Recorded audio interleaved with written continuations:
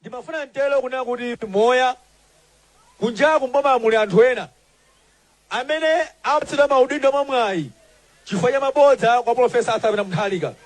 Koma palibe ntchito imene agwira. Palibe ntchito imene agwira. Tikukudziwani kumene kwako musiya zopusazo.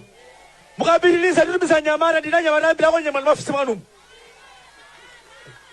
Tikufana zimene zoti ndinanyamata akundatumiza akunyamata mafisi mwanumo chibwana chimene musiletu. Anyamata amene agwira ntchito akwana apindule. GBB woye! Nsambe ine professional kutiko. Mbele magwira ntchito mlani kutiko enuyo.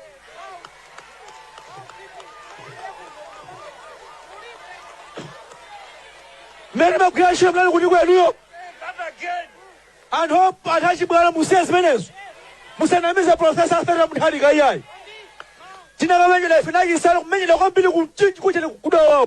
Kunchinji kuchena magalimoto. Tinani anthu mlani kutiko enuyo. Mumathawa pano makhalako. Pano kumena kuti iyayi ife ndadziwa ntchito yakeji.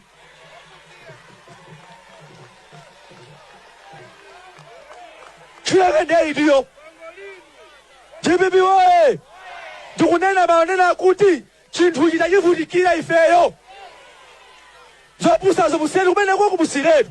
Onse amene mabodza kwa bwana tikudziwani. Pana nyamata ambirimbiri amene avutika pano tikuwaona. Aliyense akwana apindule. Tikufana kodi? Achisale ndile lili nkati. Anthu amene alibe ntchito tathandize. Tikufana atu. Alipo anthu ambiri akugwira ntchito kuka kuvutika nawo sanapindule. Tikufana? GBB woye!